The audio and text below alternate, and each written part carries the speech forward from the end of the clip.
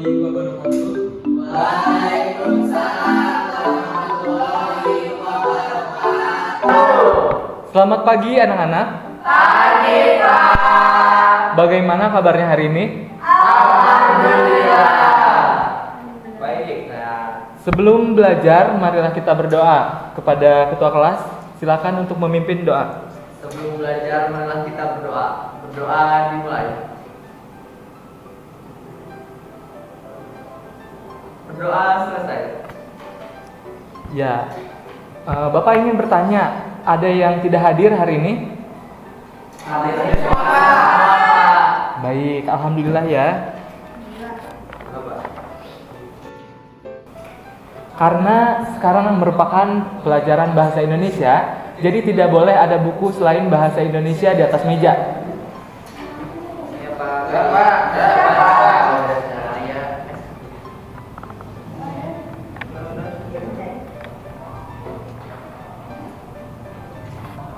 Masih ingat apa yang kita pelajari di minggu sebelumnya? Teks eksplanasi, Pak. Teks eksplanasi. Betul. Hari ini kita akan tetap belajar tentang teks eksplanasi. Pada pertemuan sebelumnya, kita sudah mempelajari mengenai pengertian dari teks eksplanasi, tujuan, dan ciri-ciri dari teks eksplanasi. Ya, Pak. Siapa? Masih ingat teks eksplanasi itu apa? Ingat, Pak. Pak. Sedikit. Teks eksplanasi itu adalah teks yang menjelaskan proses terjadinya fenomena alam dan fenomena sosial. Betul. Tepuk tangan untuk Oci. Nah, hari ini kita masih mempelajari tentang teks eksplanasi karena materi ini sangat menarik dan sering ditemui dalam kehidupan sehari-hari. Ya, terutama saat membaca artikel dan berita fenomena alam. Nah, untuk tujuan pembelajarannya, kita akan peserta didik mampu mengidentifikasi struktur dan kaidah kebahasaan dari teks eksplanasi melalui metode discovery learning dengan tepat. Metode discovery learning merupakan metode pembelajaran yang mendorong siswa untuk aktif mencari dan menemukan pengetahuan baru melalui proses penyelidikan dan eksplorasi. Jadi, nantinya kalian akan mencari sendiri dan menemukan sendiri pengetahuan mengenai struktur dan kebahasaan teks eksplanasi, dan nantinya kalian akan menyimpulkannya. Ya, Pak. Kenapa sih materi ini penting? Jadi dengan memahami teks eksplanasi, kalian akan lebih mudah memahami berita, artikel ilmiah hingga fenomena alam maupun sosial yang dijelaskan secara logis. Keterampilan ini juga membantu kalian untuk membaca kritis dan menjadi penulis yang terstruktur. Jadi skenario pembelajaran untuk hari ini yang pertama adalah membentuk kelompok, lalu membaca teks eksplanasi, mengidentifikasi masalah, mengumpulkan data, mengolah data, mempresentasikan, memeriksa data, dan menarik kesimpulan. Pak. Langsung saja, Bapak akan membagi kalian ke dalam beberapa kelompok ya, yang masing-masing beranggotakan 2 orang. Yang pertama, kelompok Fauzan dan Ilham. Yang kedua, kelompok Rosli dan Naila. Dan yang ketiga, kelompok Rido dan Neneng.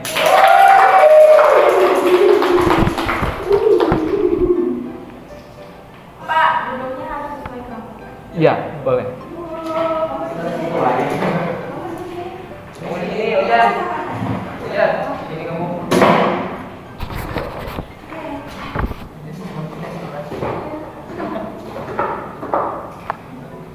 Baik, sebelum memulai pembelajaran hari ini, Bapak ingin kalian mengamati tentang gambar yang ada di depan kalian. Apa yang kalian pikirkan tentang gambar di depan ini? Bagaimana kota, Pak? Bagus. Ya. Ya, inilah salah satu fenomena alam yang dapat dituliskan di dalam teks eksplanasi.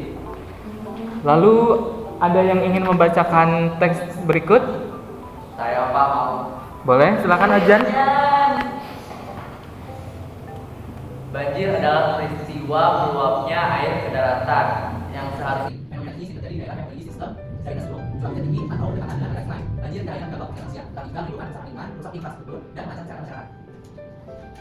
terjadi melalui sampai proses alam dan manusia.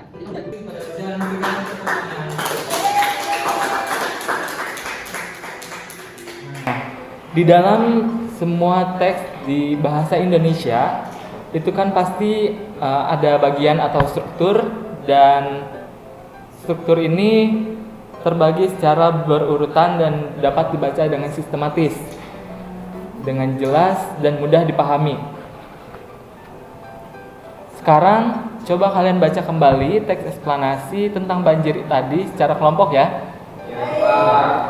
Sebelumnya Bapak akan bagikan beberapa kertas. Ini tentang banjir.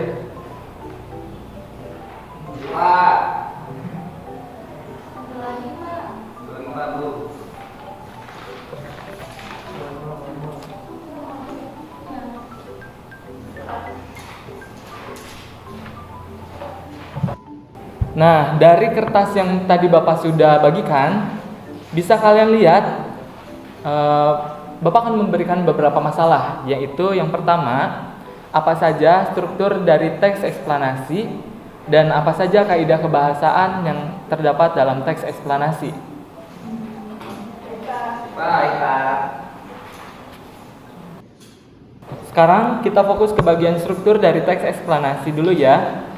Bapak akan pandu kalian menemukan bagian-bagian dari struktur teks eksplanasi. Coba perhatikan paragraf pertama. Menurut kalian ini termasuk bagian apa? Kan seperti deskripsi ya. Bagian apa coba? Kayaknya itu bagian pernyataan umum deh Pak. Ya, tepat. Untuk paragraf kedua dan ketiga, ada yang bisa? Pak, Ya. yang kedua itu menjelaskan proses banjir, Pak. Berarti itu masuknya ke deretan penjelas ya, Pak? Ya. Dan yang terakhir? Saya Pak. Ya. Untuk yang terakhir mungkin itu lebih ke interpretasi. Ya. Hebat, kalian sudah memahami dari struktur teks eksplanasi. Sekarang kita pindah ke bagian kebahasaan. Bapak sudah menandai beberapa kata dan kalimat dengan menggunakan warna yang berbeda. Kalian identifikasi dengan teman kalian sendiri mengenai kebahasaan di teks eksplanasi. Baik, Pak. Baik Pak.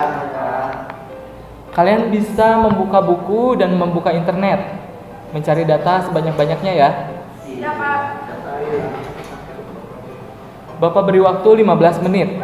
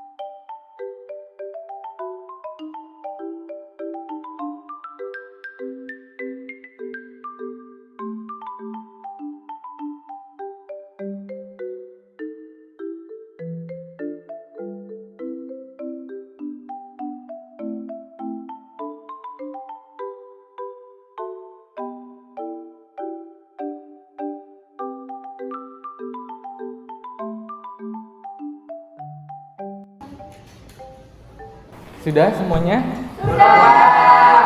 Ya.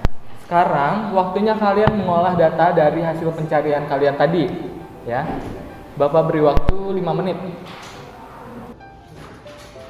Buatlah kesimpulan sementara tentang struktur teks eksplanasi dan juga ciri kebahasaan atau kaidah kebahasaan dalam teks eksplanasi. Siap.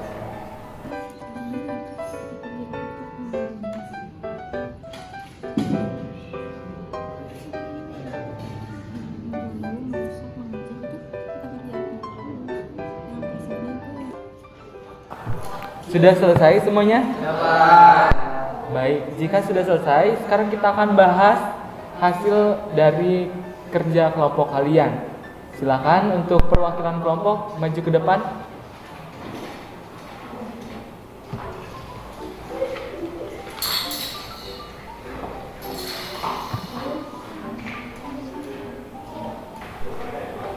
Sekarang coba jelaskan apa saja kaidah kebahasaan yang terdapat dari teks tadi. Aku dulu ya Pak. Siap. Tadi kami menemukan tadi ada struktur teks eksplanasi itu kan ada pernyataan umum, deretan penjelasan, dan interpretasi. Itu kaidah kebahasaannya itu ada kami menemukan kopula.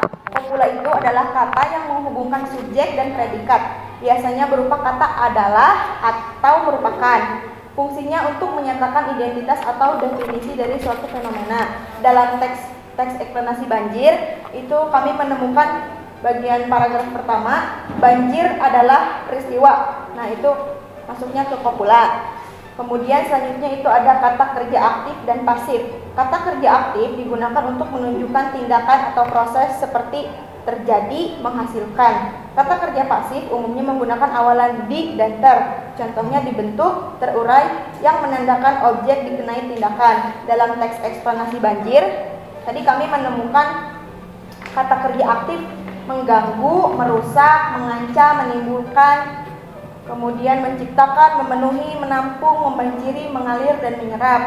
Untuk kata kerja pasifnya itu ada dicegah, dikendalikan, dibutuhkan. Udah, begitu aja Pak.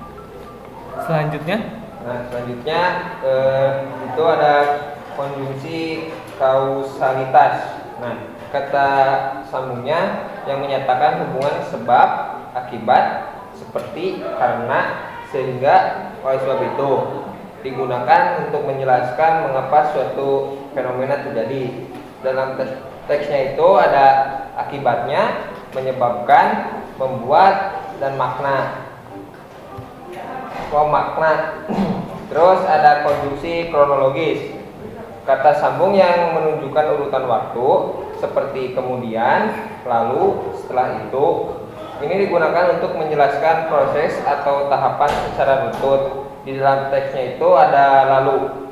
Nah, yang selanjutnya ada keterangan waktu untuk menunjukkan kapan suatu peristiwa terjadi, seperti pada saat itu, hingga kini, setiap musim kemarau, memperjelas waktu kejadian fenomena. Di dalam teksnya itu ada ketika. baik, selanjutnya kelompok ketiga. Dari hasil diskusi kelompok saya yaitu ada istilah ilmiah, penggunaan kosakata teknis atau akademis sesuai topik yang dibahas. Misalnya magma, fermentasi, ekosistem. Digunakan agar penjelasan bersifat objektif dan ilmiah. Nah, dalam teks eksplanasi banjir ini saya menemukan infrastruktur dan drainase. Selanjutnya menggunakan kata benda umum apabila objek penceritaannya berupa alam seperti hujan, sungai, gunung, dan awan. Nah, dalam teks saya menemukan sungai, air, dan banjir. Nah, apa yang telah mereka jelaskan itu benar dan beri tepukan untuk mereka. Ya, silakan boleh duduk.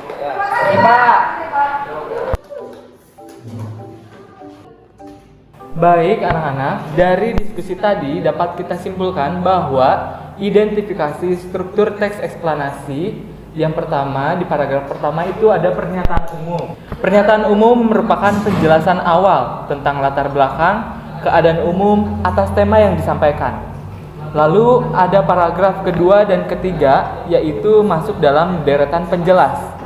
Deretan penjelas yaitu berupa rangkaian peristiwa atau kejadian baik itu disusun secara kronologi maupun kausalitas.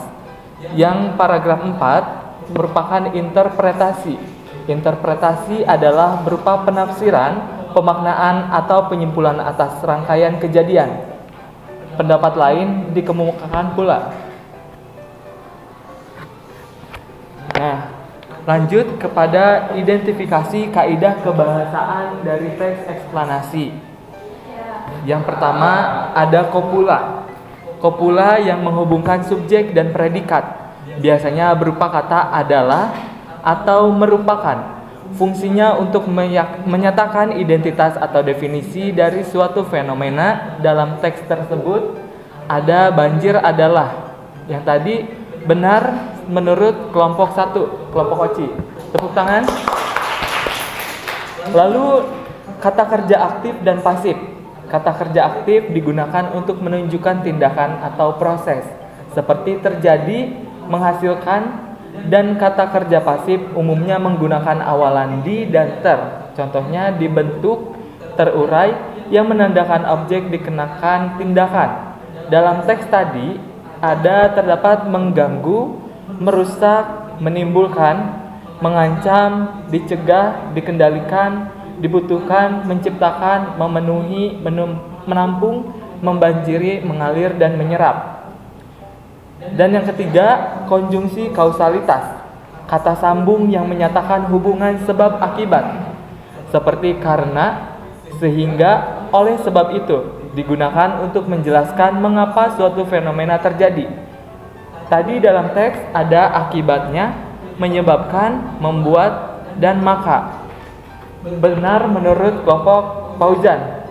Tepuk tangan. Lalu yang keempat ada konjungsi kronologis.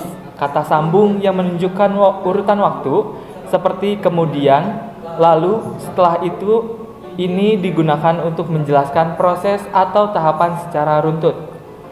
Dalam teks ada kata lalu. Lalu yang kelima, keterangan waktu. Menunjukkan kapan suatu peristiwa terjadi, seperti pada saat itu, hingga kini, setiap musim kemarau, memperjelas waktu kejadian dari fenomena. Di dalam teks ada kata ketika. Lalu yang keenam, ada istilah ilmiah, penggunaan kosakata teknis atau akademis sesuai topik yang dibahas. Misalnya, magma, fermentasi, ekosistem digunakan agar penjelasan bersifat objektif dan ilmiah. Dalam teks tadi ada kata infrastruktur dan drainase. Beri tepuk tangan yang meriah untuk kelompok 3. Lalu yang terakhir, yang 7, ada menggunakan kata benda umum apabila objek penceritaannya berupa alam seperti hujan, sungai, gunung, dan awan. Dalam teks tadi ada sungai, air, dan banjir. Ayo kita sebutkan bersama-sama identifikasi struktur dari teks eksplanasi. Ada apa saja?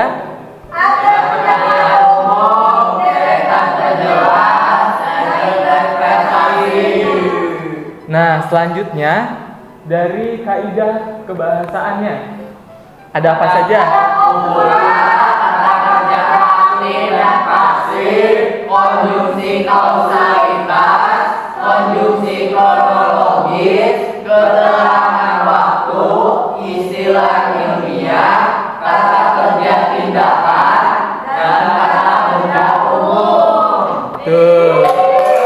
Sebelum kita akhiri pembelajaran hari ini, Bapak akan mengajak kalian untuk mengikuti kuis singkat ya, yang akan Bapak kirim melalui WhatsApp. Nanti kalian masuk ke link tersebut dan mengerjakannya. Siapa? Yang mendapatkan skor tertinggi akan mendapatkan hadiah. Hadiahnya ada rahasia.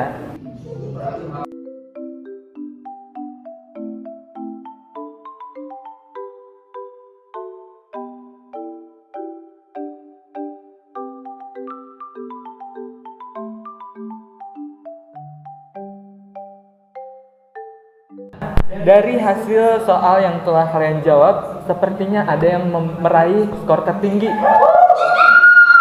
Ada yang bisa tebak siapa kira-kira? Saya. Skor tertinggi diraih oleh Neneng. Boleh kepada Neneng maju. Tumpang. Ini hadiahnya.